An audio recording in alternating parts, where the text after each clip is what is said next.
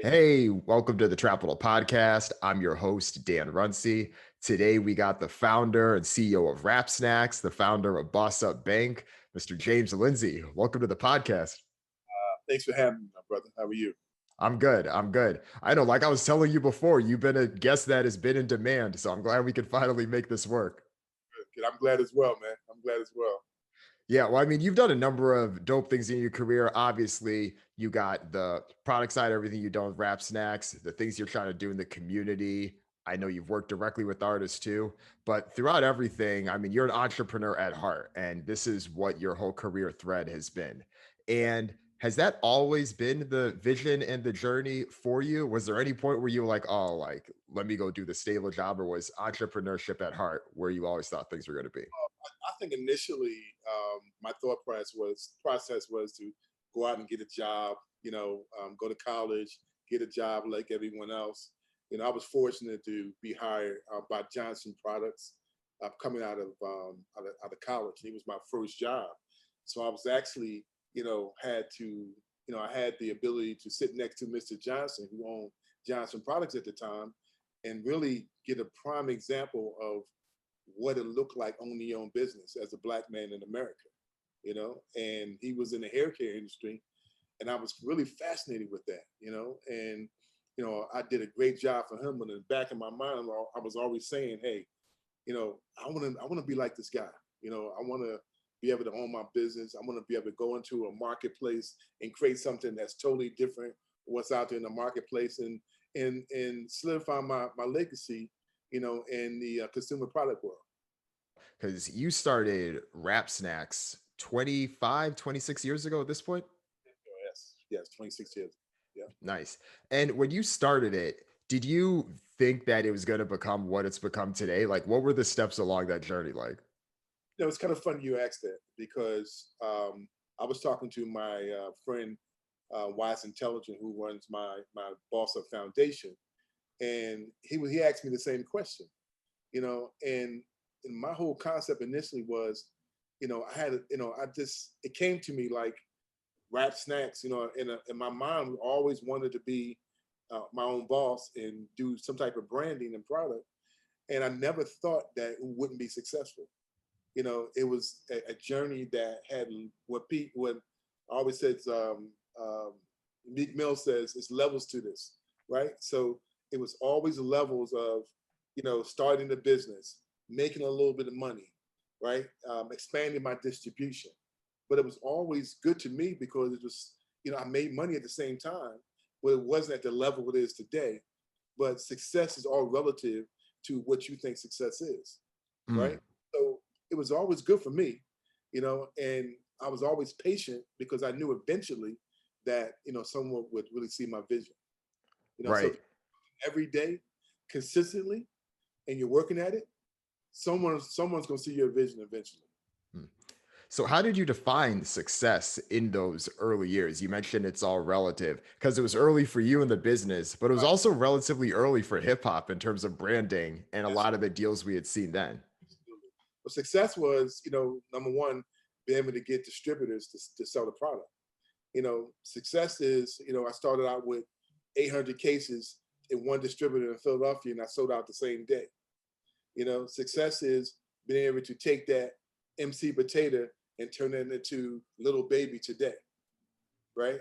It's the vision of, you know, being able to progress your brand. And as you said, back in the day, in the years ago, we didn't have any, internet, any social media, so I was basically going to city, finding out who was this distributor and be able to sell those guys. And when I sold them, I felt like, hey, okay, I got Philadelphia, I have Delaware, I have New York, I have all these states. And as years went on, that's how I measure my success of being able to distribute a product in a broader range, because you can have the best product in the world without distribution, nobody will know about it. Yeah, and that's been a thread throughout everything, and we've seen the steps of that. It was in 2019 you landed the deal with Walmart to get that distribution, and I'm sure that changes the whole game, right? Because you're talking about so much of that, like you know, hand to hand. You got to go to this place, that place, but if you get a global distributor like that, it can really change the game up. And it actually did for us too, because it solidified us as a brand. Can not only sell in the city, it can sell anywhere, right? And one of the things in the back of my mind, I always thought about rap snacks is that, the culture of hip hop is not predicated on any color, skin, creed, or religion. It's based on this being engulfed into the culture and loving the culture, right? So when we had the opportunity to go into Walmart, I knew that we would be incremental to their business because they never had anything like that with rap snacks in their market, in their stores. So that was one of the things the buyer said to me. He said, James, and this is really funny too, because how we got in there, we went through a Walmart. They have these, like, once a year you can go and present your brand. So we're going to present the brand to a snack food buyer who was on the inline, snack food buyer. And then we end up coming past the buyer who was on the front end. She saw my national sales manager's name tag on his shirt and said, Blair, Rap Snacks, I've been looking for you guys, right? And, to make a long story short, the buyer that is on the ship lane, he wasn't ready for us. But how we were able to get in Walmart and expand to the regular chip lane as we speak today was, she said, I want to give you guys a try. And her background, she worked at Columbia Records before. So all that connection, because this is what happens when I'm selling rap snacks to, a 50-year-old white guy. And I'm not saying that. I'm just saying a person that's not engulfed into the culture. It's a learning process that I have to kind of continue to tell these guys, hey, look at, the headphone business. Look at, all the stuff that, was selling in clothes. Look at everything is being touched by the culture. Now I don't have to do that as much, but in those years, it was always about, hey, this is the next thing. Bring us behind the scenes a little bit. So you're in this meeting, you get the opportunity to pitch Walmart on this. Of course, you have to educate them on the cultural piece of it. But what are the things they're looking for in terms of numbers on the distribution side? What case do you need to make in your pitch in order to close that deal? Well, the case is that, is this a universal item? Of course, but the millenniums with rap snacks, we rank very high with millenniums with the brand, right? But the brand is 26 years old. So we also screw very well with the baby boomers as well, because they remember rap snacks. You were 25 years old when I started, you're 50 right now, right? So they were trying to figure out, like, how does this fit? So I'm telling them it fits everywhere, and it's going to be incremental to your category, because people are going to come in your stores just because of rap snacks, and they're going to buy other things, because they're not looking to repeat their sales. They're looking at to how can they grow their sales, and your brand has to be incremental to their sales to be able to replace somebody else on those shelves. Right, right. The shelf space is definitely a tight game with that. Tight game, man. So it's like a rapper coming behind a new rapper coming behind a old rapper. You're gonna have to do something different to get them out of there. Right. And I'm sure part of that pitch and education too, showing that it's a universal product, as you put it, you have to prove to them that this isn't just being bought by Black folks. This is being bought by everyone. Absolutely, absolutely. And as they start to look and get the data back, they're like, "Oh, okay, he's really onto something," you know. Mm. And we went from there to going to Kroger's and HEB and all these other chains. We'll be in Target in September. So we're the new kid on the block who's extending the marketplace. Who's adding a lot different flavor profiles that they don't have. But also appealing to that kid that wants something that's bold, exciting, and something that we switch artists all the time. So we might have a little baby today, we might have another guy, 6 months from now. So it keeps the brand fresh.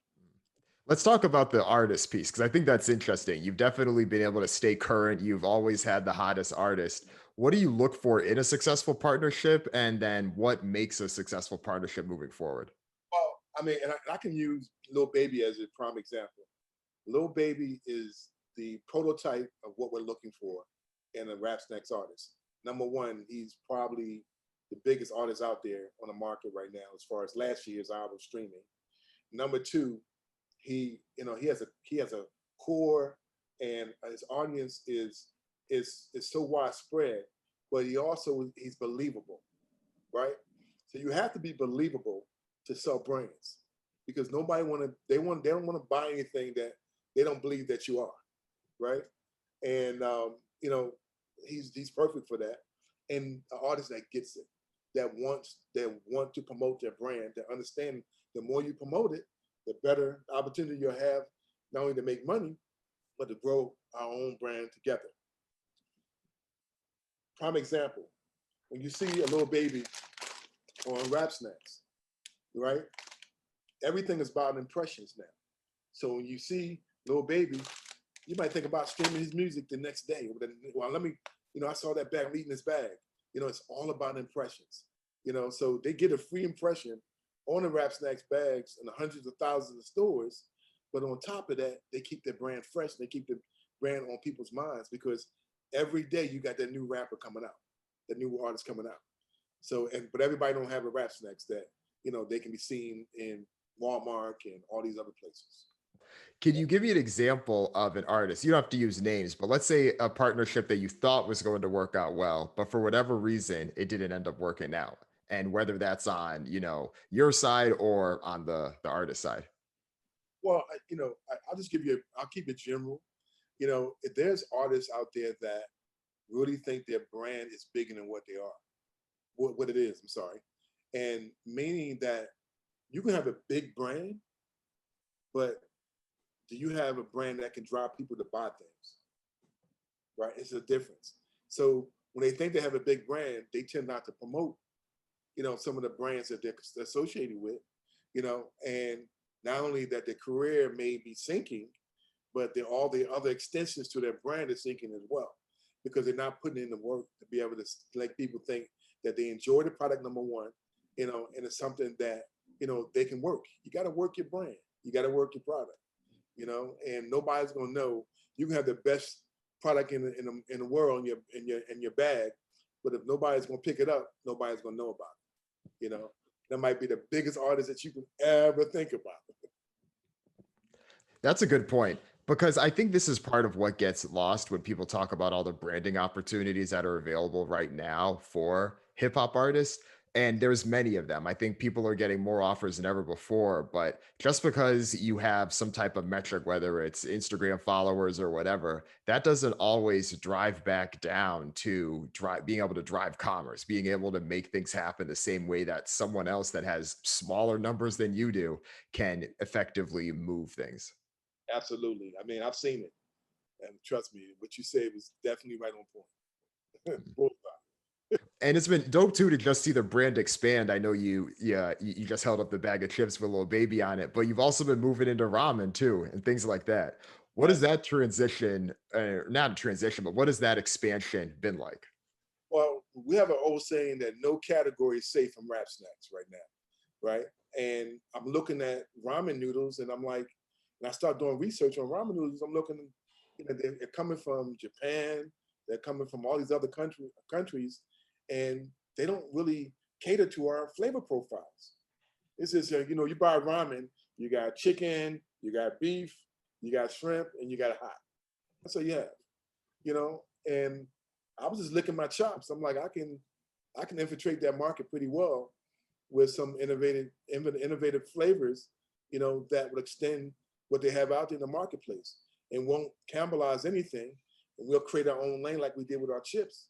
And when people come by, our Rap Snacks, E40 prime rib, they buying our product, or chicken gumbo, they're buying Rap Snacks product. There's no other product out there in the marketplace. And it's a big business, man. It's like a really business. And it connects to our brand. Most rappers grew up on ramen. They grew up on ramen. Most people that come from the inner city, we grew up on ramen, you know. But it just goes back to what I always say, and I tell Pete this all the time, that we are consumers, but not producers. So once we start becoming producers, and because we're creative people, but we don't have the opportunity to show it, you know. So I'm opening the door and I'm showing people you can get into these markets, you can create your own style, your own brand, right?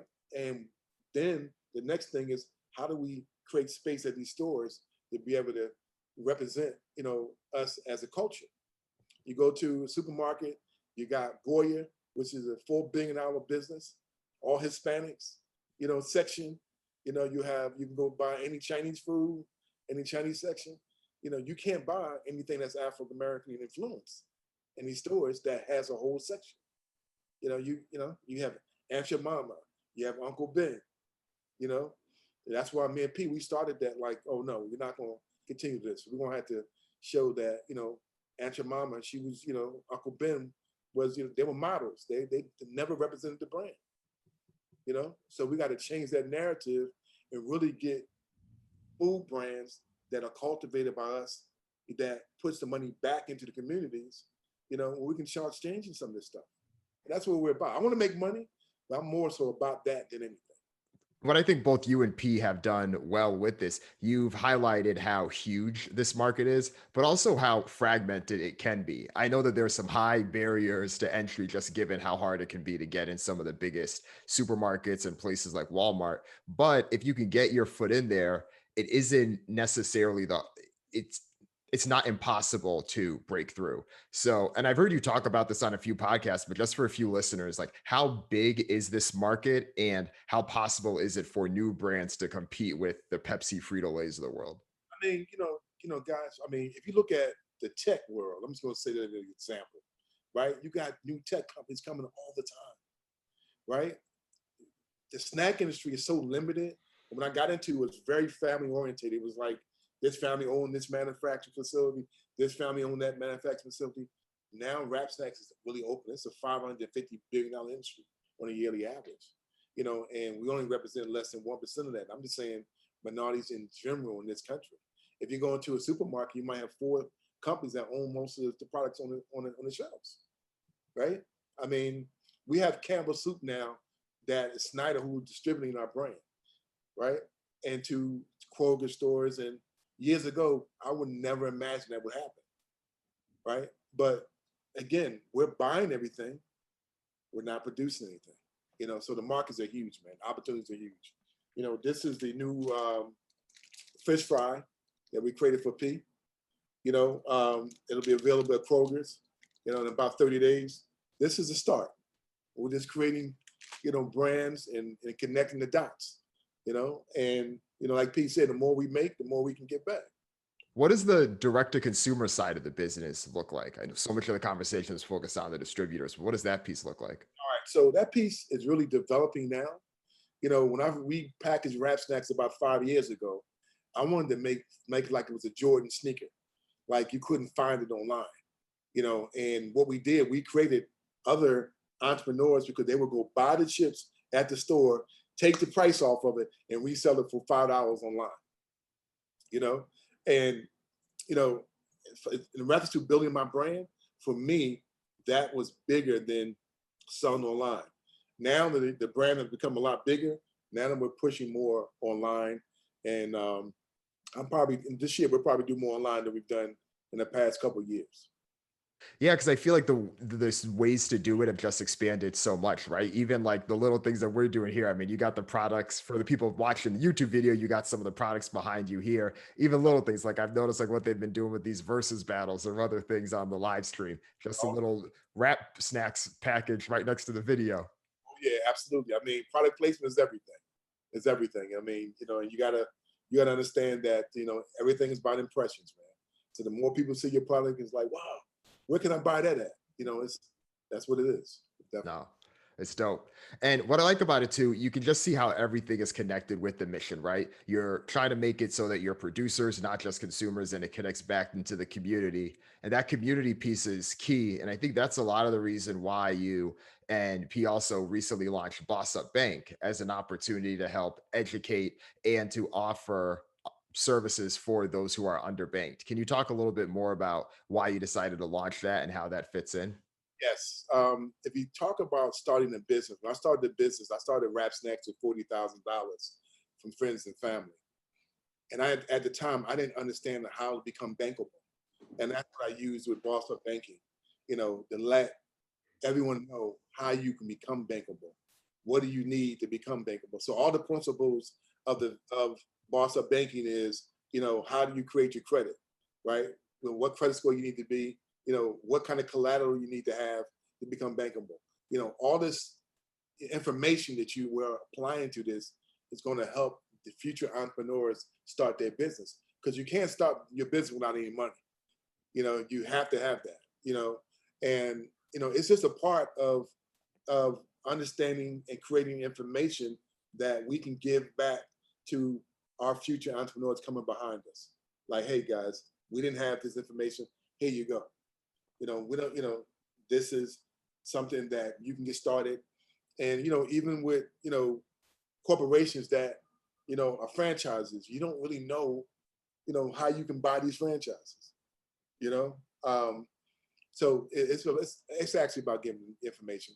And I really wanted to do that because it's part of starting a business, is being able to become or capitalized initially to have enough money where you can survive just starting your business and growing your business. Yeah, because I mean, especially for you, if you're starting Rap Snacks with 40K, that's a good amount of money. A lot of people don't have that much money starting out a business, but I'm sure it can go by quick, especially in, a business like that. You had to buy film. You had to pay up front. You had no credit. It was everything. So that money went really quick. Hmm. So, did you personally have any challenges with banking yourself when you had first gotten started? Absolutely, yeah, absolutely. Like I said, I didn't know how to become bankable. That was the first people I reached out to. How do I get a loan? Well, Hmm. you need to have, we're gonna give you 100,000. You need to have a house that's worth 100,000. Well, of course I didn't at the time. So how do you get around that? What are programs there? Well, how do you create enough information to be able to say, oh, this is a special program. I fit this program. They have other programs beside that where you don't have to put a collateral. You know, Yeah, I mean, I think it's good because obviously it helps entrepreneurs, but also just helps people that are severely underbanked and unbanked as well.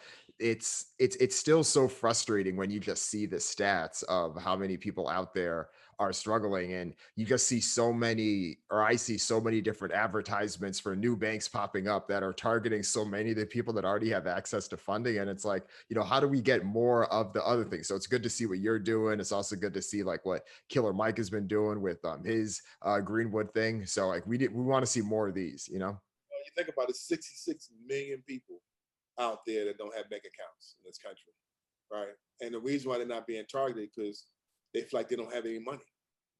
So why target, someone that's unbankable, that don't have a bank account that we can't make money off of, right? I feel like if these guys are given an information, can become the individuals with people that people want to, do business with. But Hmm. you gotta give them information to get there. And I assume you also see yourself being a bit more forgiving, at least with some of the opportunities, that financial opportunities you can give some of those people in that 66, as opposed to what they may get from, the biggest banks in the country or something like that. One of the crazy things that I've learned about in the banking industry, even when a person defaults on their loan, right? That loan is sold and they made money off that. Hmm. Even if you had a negative balance and you close your balance down with a bank, they sell that to a finance company, to a debt company, and they never lose. They never lose. So that was interesting to me because you don't want to do business with these guys anymore, but you still made money off of it. And just tying this back into how you were talking about how distribution, of course, matters more than anything with the work that you're doing. How do you help ensure that you can distribute the services of Bossup Bank to as many of the people you can as possible, especially in your target group? Well, the good thing about us is that we're able to sit back and develop relationships that with distribution of that type of banking that will allow us to do our thing the way we want to do it, right? And someone that cares like we do. So it's all about teaming up with a strategic partnership That's, a lot of these guys have it. They just don't know how to do it, and they don't have the infrastructure to be able to say, hey, I want to team up with Bossup Banking, with James Lindsay and Master P to be able to, create these services. We tell them that, all we have to do is let us do what we do, and you use your back end services, and we're fine. And hearing you talk about this, and also, some things that I know that Master P has said as well. Like, do you ever find that people are, I guess, a bit more impatient than you all might be yourself? Because I think so many of the business principles, the businesses that you've built specifically, it takes time to get to the point that you're at, and you have to be patient if you're really trying to build this from the ground up. Do you find though that people necessarily aren't willing to put in that same, time or commitment that you've been in, just being able to communicate that message clearly? Absolutely. I mean, this is a time of the internet. This is the, these kids think that everything is overnight. It's overnight success, and, you know, me and P always talk about putting the work in. You'll see some of the guys that have been very successful, and it takes time. Some things you might be able to hit in a year, 2 years. That's more luck, right? But you know, when you love what you do and you find a passion in what you're doing, time is just not of the essence. Hmm. That's the key. If you're doing it for the right reason, you're not just doing it for money. Like I always said I love snacks. I'm like a snackologist. I used to put all these bags of chips into a bag and shake it up, and and that was my day. So I love what I'm doing. So the time is not really, it's not been a issue for me, but I know that everybody wants immediate impact, and the key of it is how do you continue to thrive in the ups and downs of the business. That's the key, because you're going to have some lows and you're going to have some highs. How do you handle those lows to really get back to doing well with your business? And I also imagine it's probably tougher too to communicate that because things are so fast and stronger than ever, whether it's people getting venture capital money for their ventures, the way that things can move quickly, things like whether it's NFTs or whatever it is, things can just change overnight. But you're not necessarily doing as much of that. You're building businesses more from, the ownership perspective of, this is something that we're establishing. We want to bring on partners when it makes sense. And I imagine that can only get a bit tougher over time as there's so many other type of overnight type, not overnight type successes, but people that are willing to either do partnerships or take on funding or something like that can move faster, but they end up owning less of the business over time. Absolutely. I mean, I always say in the business, you got to pick your poison, and you got to, it all depends what you want. I don't want to own 10% of my business and say it was successful. I want to own a majority of my business, and go buy other businesses, that will extend my lifeline in business. Mm. That's my strategy. My strategy is not to, I get people all the time, James, you need any money? No, I don't need, we're debt free. I don't need any money, but if I took money, it would be to buy another company, not invest in my company. Right. And it sounds like, you've had a pretty strong foundational thought on that, which is great. Were there any opportunities or things that came up that made you at least double take or consider outside investing or things like that? Businessman, I'm going to, I take everything, like it's an opportunity. Every call is an opportunity, but I know the core principles of what I do in business every day, and I know they're not coming to buy my business because they like me. Right. Exactly. If they want you, it's because there's an opportunity to make more money on that somewhere else. Exactly. So my frame of mind is always like, okay, how can I benefit from this as well? And I'm very astute, and very smart about, I go about things. So, I've thought about everything, but when I sit back and wonder, I'm like, this is, like, and it's this is, I want to make this point. Everybody think that you have to get a business and sell it in 2 years. If you're making money, right, and you're happy doing what you're doing, why sell? That's a good point. I feel like there's so much in this environment that makes it hard for people to just think about that. It's like, what do you want? If you like doing this and you're making money, why would you take that outside? You got to think about all the other factors. Yeah, because that'll change everything. It's like getting rid of an old girlfriend and getting a new one. It's a whole, whole different, same way. I hear you on that. I hear you on that. So let's shift gears a bit. Let's talk Meek Mill, especially because you dropped the Levels lyrics earlier. You co-managed him for quite a bit of time, and you still have the relationship there. What are some of the big lessons that you've learned along the journey managing an artist like him? But the big lessons I've learned with Meek is, when you're doing something with them, with an artist that's big as him, and Meek is always, I always knew Meek was going to be big. You gotta, you can't force anything with an artist like that. You gotta, understand what the likes and dislikes are. You gotta understand, what is going to benefit his brand overall, not just looking at the money part, you know. And when you do something that he really enjoys, and these guys enjoy, man, it's a pleasure. And it's been dope to just follow his journey too. And from a timeline perspective, when did you start working with him? What year was this? I started working with him like 9 years ago. Okay, all right. So there was still a lot of that raw energy, but this was like post like I'm a boss and like when him and Ross first linked up, right? Absolutely. And I just wrote that, Meek is, I tell him all the time, people see him as one way. Meek is a good heart. He got a heart of gold, and, when you have a talent at a young age, you go through ups and downs because you really understand that people are about the business rather than being, your friend or this being, like you get to see people in this business for who they are eventually, and you just got to understand that it's about business. It's not really about friendship and all that because you can become disappointed. Right. Yeah. I mean, I know he went through hell, especially few of those years back. But it's been good to just see not just how he's came back from that, but also how the culture has really rallied behind him. And I think a lot of the opportunities that has come his way since then, that's been dope to see. Yeah, I mean, even when we went through all the different things, Meek is always works best when his back is against the wall, because when you got talent and he's very smart of how he puts his plan, his song together, and his emotional energy that a lot of people can't match out here, and people feel that, and that's why he's been very successful. And it's funny too. I saw him say the other day that he just dropped a bag on Dogecoin. So I hope that works out.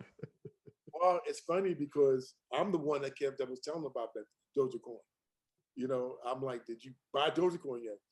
And I just saw that today. And I'm like, he told me, man, oh, my guy said that wasn't good. I said, buy it.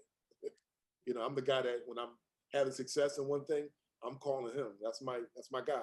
If I'm making money, I want him to make money too. You know, Nice. and I've been on Doge. I'm on Dogecoin at 3 cents. Oh, nice. Nice. So what is it? It's like, I mean, That we're 60 I said before we got on this call. okay, nice. All right. So you got a good 20x there at least. Oh, at least yes, yes. Yeah. No, that's dope. That's dope. It's a Yeah. lot. I know. It's fascinating. I mean, has he done anything on the NFT space yet? He hasn't. He hasn't. I don't think he has. But you know, I mean, I've met with several guys. I mean, we're going to do all kind of NFTs. I mean, back here you can't see it. That's my first original picture for Rap Snacks. Oh, nice. So that's my NFT back there. I don't know if you can see it back there, but so Nice. it's a fascinating market. And I'm one of those guys that I'm like, this is definitely something that can be exploited. Yeah, I think so. Especially, yeah. I mean, for both of y'all, right? With the brand that you've had and as long as you've built it, that access. And I mean, for him too, just so many, hits, items. Yeah.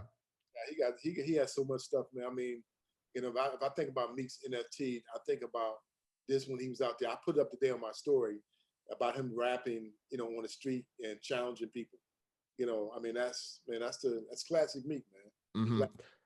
Oh, yeah. That clip where he does the cornrows and everything, right? Classic, man. Yeah. First guy to rap on the street and be on these all these different challenges, but be able to translate that to making really great music. It's a difference. Right. Right. Yeah. No, he's really unique, man. And I'm excited to see where he continues to go from here. Definitely. All right.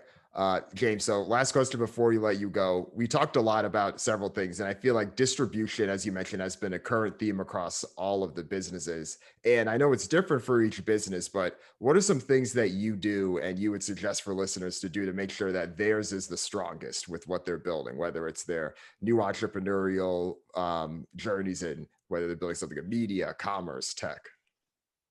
Well, first and foremost, like I said earlier, they have to love what they do. Number one, if you love what you do, it's so much easier to get up every day and put the work in because that's the key.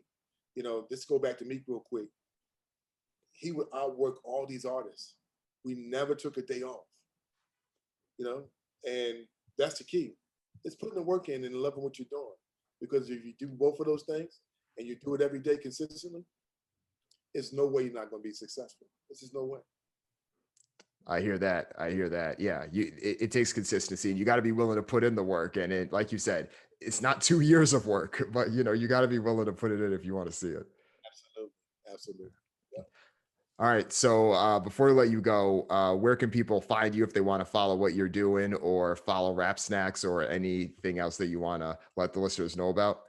Official Rap Snacks on Instagram and Axe Fly One for my Instagram. We're big on Instagram. They can follow that. Okay, dope. Good stuff. James, this has been a pleasure. Thank you. Appreciate it. Thanks for having me. I appreciate everything. Of course.